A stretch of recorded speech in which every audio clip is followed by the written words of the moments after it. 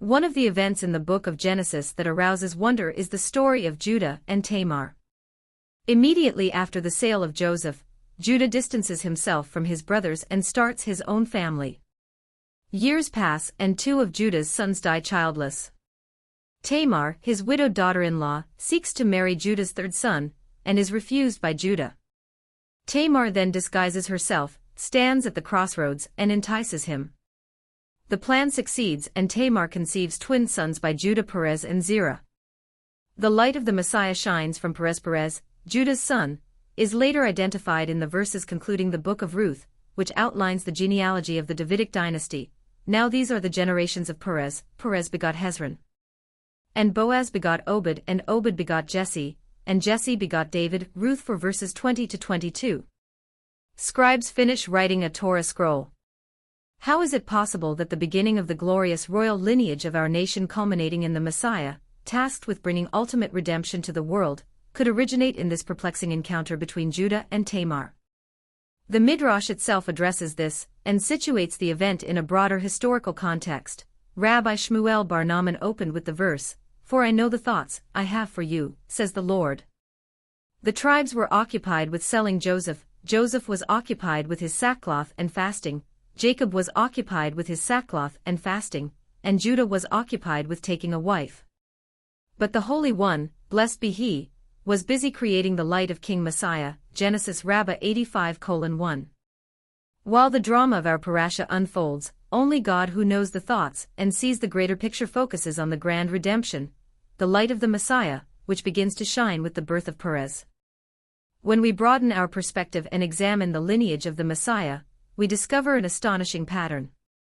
Generation after generation, the unions of the forefathers and foremothers in the royal lineage are extraordinary and difficult to comprehend.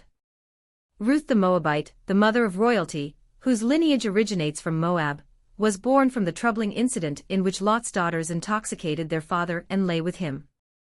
The event is perplexing, especially as it is described as miraculous, with the wine appearing supernaturally in the cave, according to the Midrash. The marriage of Jacob and Leah, Judah's parents, was a result of Laban the Aramean's deception.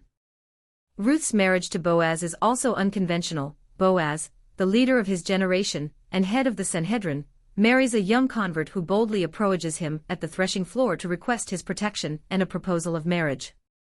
Similarly, King David's marriage to Bathsheba, which leads to the birth of Solomon, occurs under unusual circumstances.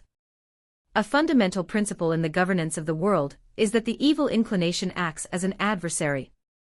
God has granted power to forces opposed to holiness to disrupt and obstruct anything with great potential for good. This is why, on Rosh Hashanah, the day of judgment when the fate of all beings is inscribed and sealed, we are commanded to blow the shofar to confuse Satan, distracting and neutralizing his influence.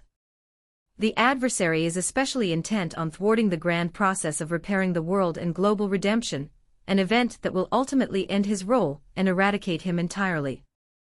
God, the orchestrator of all, advances the ultimate plan of redeeming the world from its darkness in a manner that may appear to be leading in the opposite direction.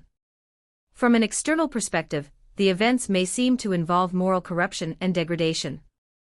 Yet beneath the surface lies a redemptive process, advancing step by step on a precise path toward its ultimate completion and revelation.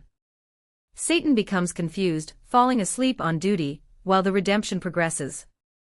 From the mystery surrounding the progression of redemption, we can derive a profound lesson about the events unfolding in our world.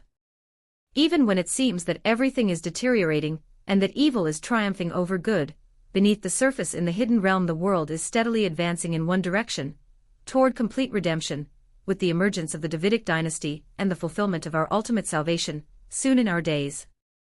The writer is Rabbi of the Western Wall and Holy Sites.